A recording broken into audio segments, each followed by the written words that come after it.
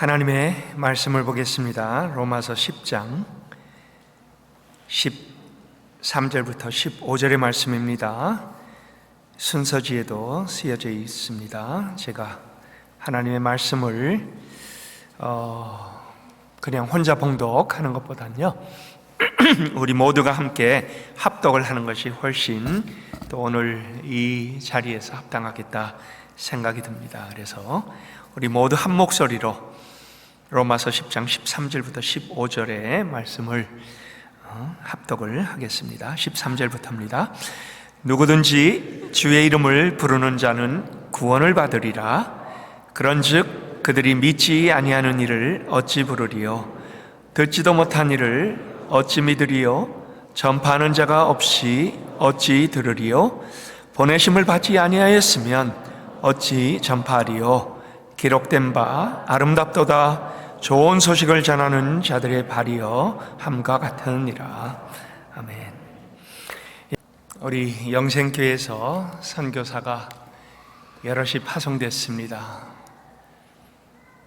강민숙 선교사님 가정, 조종화 선교사님 부부, 김은혜 선교사님, 그리고 잔리 선교사님. 우리 영생교회 출신들 중에서 이렇게 선교지로 나간 분들, 얼마나 하나님께서 오늘까지 아름답게 사용하시는지 모릅니다. 이 자리에 서서 32년 전을 그려보네요. 저희도 여기는 아니고 이제 제2예배당에서 90년 2월 달에 파송을 받고 또 떠나간 그날도 또 마음속에 이렇게 그려집니다. 참 얼마나 아름다운 시간인가. 그리고 오늘 이렇게 두 분이 나가는 길에 또 많은 분들이 함께 해주심을 너무나 감사합니다. 저는 이 설교 제목을 아름다운 발이라고 정했습니다. 근데 이 말씀을 이제 준비하는데요, 옛날에 주일학교 때 불렀던 그 찬송이 하나 기억이 나는 거예요. 내 발이 가는 곳 조심해. 아마 여러분들 중에 기억하시는 분들이 있을 거예요. 하나님께서 어떤 발을 아름답게 생각하실까? 결국은 발 그 자체가 아니고 그 발이 어떤 의도를 가지고 어떤 목적을 가지고 어디로 향하여 가고 있는가, 이게 하나님 보시기에는 훨씬 더 중요한 발이다라고 생각을 합니다. 여러분, 이 세상에는 다양한 발이 있어요. 사이즈도 각계 모든 그런 그 사이즈의 발들, 요즘 보니까 이 젊은이들은 발 사이즈가 11, 12, 우리는 생각도 못하는 그러한 그 신발들을 신고 다닙니다. 그래서 그 모습을 보면서 기겁을 하는데요. 그리고 또 우리가 잘 알고 있는 리오넬 메시는 그 발에 보험을 걸어두었습니다.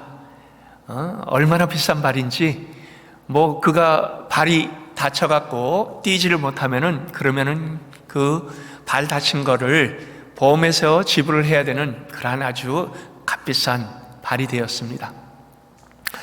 물론 세상적인 기준이지요. 그리고 이 세상의 기준은 발의 그 가치를 다양하게 놓고 있습니다.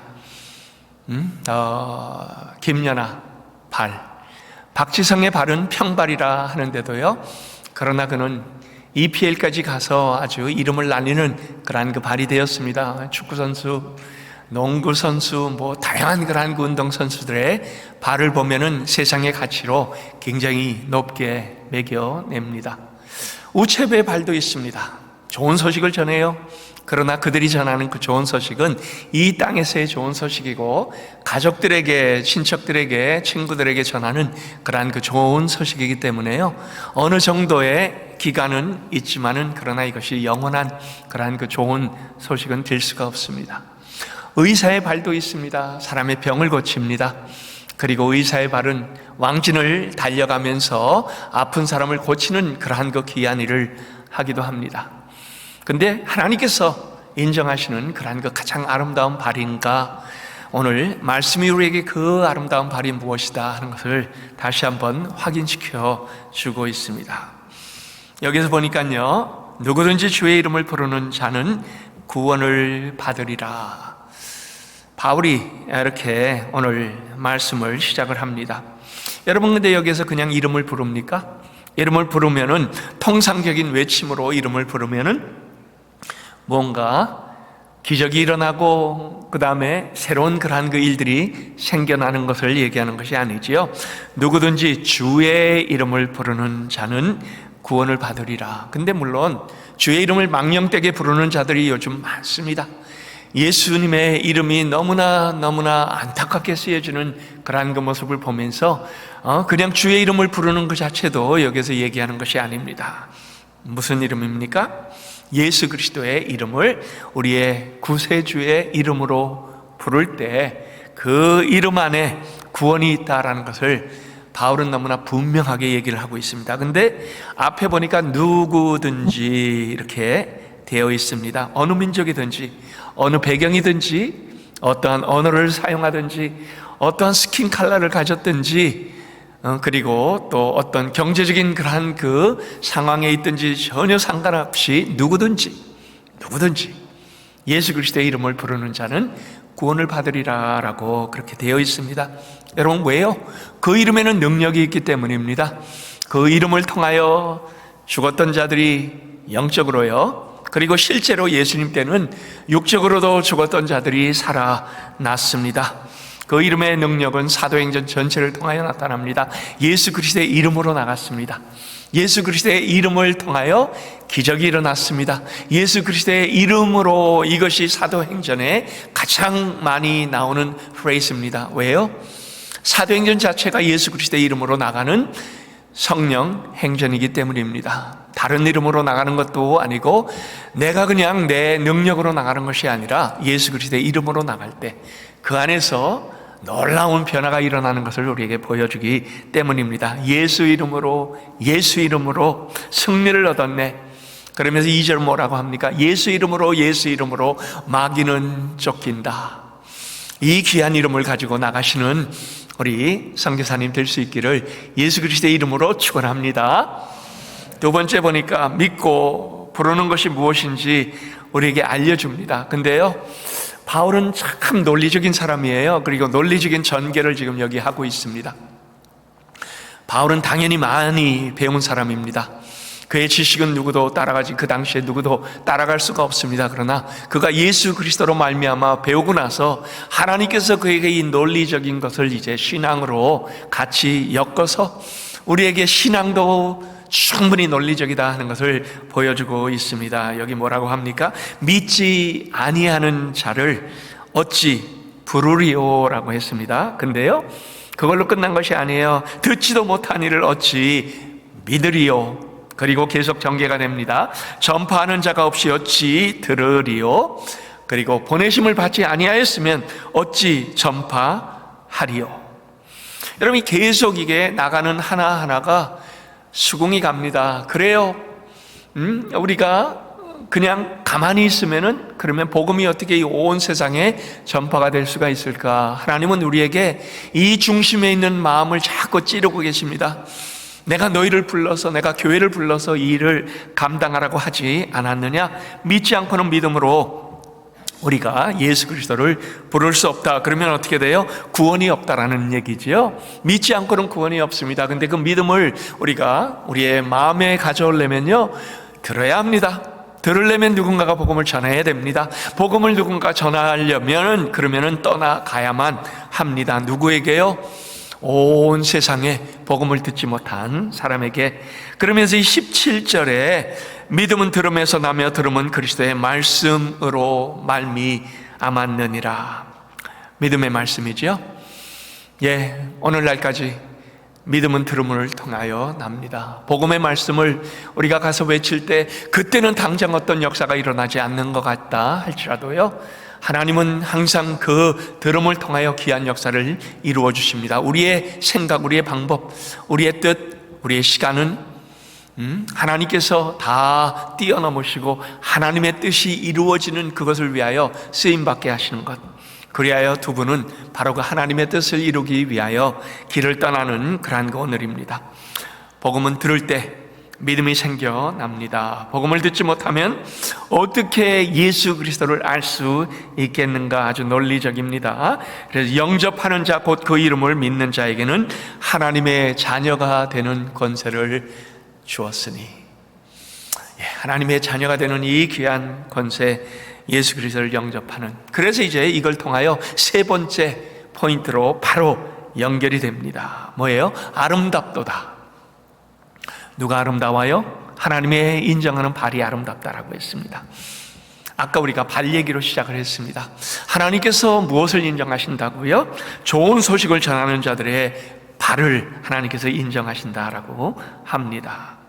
복음을 전하는 자들의 발, 그리고 그 발은 하나님께서 다른 어떠한 발보다 가장 귀하고 가장 아름답고 가장 가치 있다라고 그렇게 얘기하는 그러한 그 발입니다. 복음 전달자의 발입니다. 한 영혼을 민족과 열방을 향하여, 그리고 복음을 듣지 못한 자를 향하여 나아가는 바로 그 발, 하나님께서 인정하는 발입니다. 다른 어떠한 발보다 가장 귀한 발입니다. 천국에 갔을 때 하나님께서 너의 발이 아름답다 그러지 않고 너의 그 의도가 아름답다라고 하실 거예요.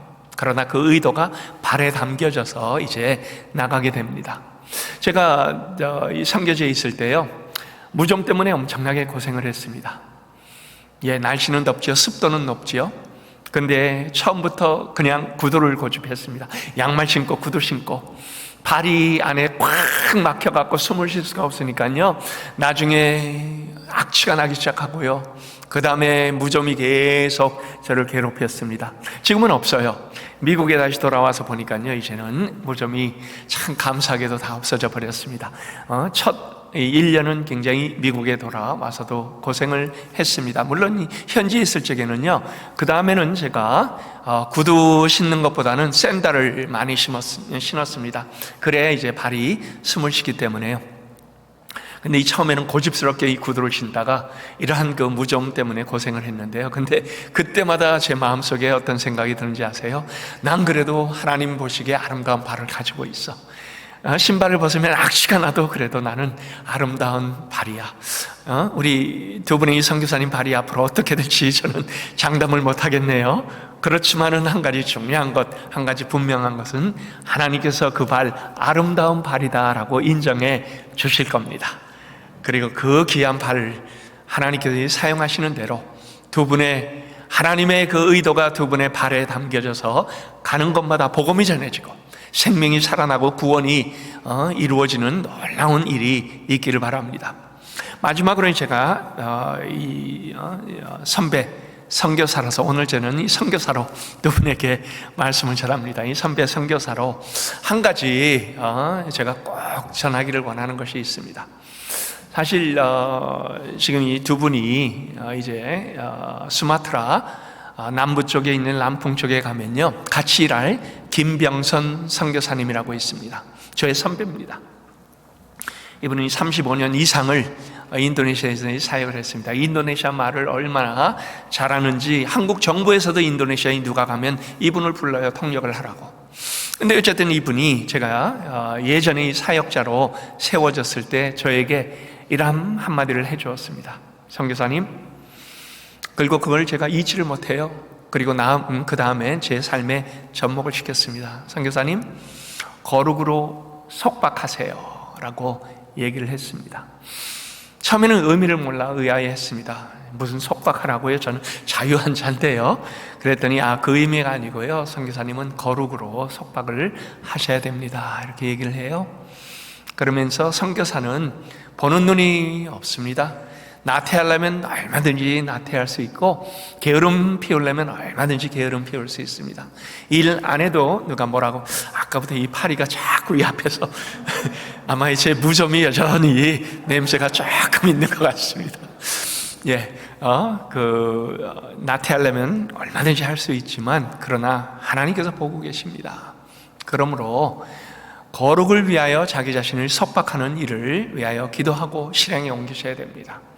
제가 인도네시아의 신학교에 가서요, 350명이 되는 학생 앞에서 가장 먼저 한 것이 그 얘기입니다. 학생이나 이 교수나 누구에게나 제가 내일 새벽부터는 6시에 바로 저 뒤에 있는 저 방에 와서 기도를 하겠습니다. 여러분 중에 누구든지 저와 함께 기도하실 분은 언제든지 열려 있으니까 오셔서 함께 기도하십시다. 여러분, 이렇게 선포를 해버렸으니까 그게 저를 속박을 했지요. 거룩으로 속박을 한 겁니다. 제가 그 다음 날부터 그 자리에 가지 않으면 저는 거짓말장이가 됩니다. 그 다음 날부터 그 자리에 가서 기도합니다. 함께 기도할 사람 주옵소서 기도합니다. 근데요, 나중에 뒤돌아보니까요, 이 기도가 저를 살렸어요. 근데 이 기도가 저만 살린 것이 아닙니다. 사역을 살렸습니다. 하나님께서 한둘씩 보내주시기 시작하더니 나중에 기도운동이 됐습니다. 제 제자가 거기서 나왔습니다. 그리고 그들이 그 기도운동을 제가 떠난 이후에도 계속 이어가고, 그 다음에 그들을 통하여 하나님께서 놀라운 지도력을 계속 세워주고 있습니다. 이 기도 얼마나 우리에게 필요하고 중요한 부분인가. 그리고 그 기도운동을 통하여 하나님께서 인도네시아의 미래에 지도력들을 키워내는 놀라운 일을 진행하셨는데요. 근데 기도입니다. 기도를 통하여 하나님께서 하나님의 놀라운 일을 할 때, 그리고 또 거룩으로 자기 자신을 속박하는 그러한 그 일을 위하여 투자하고 시간을 내고 또 하나님의 귀한 일에 쓰임받는 그러한 그 두 분 될 수 있기를 예수 그리스도의 이름으로 축원합니다.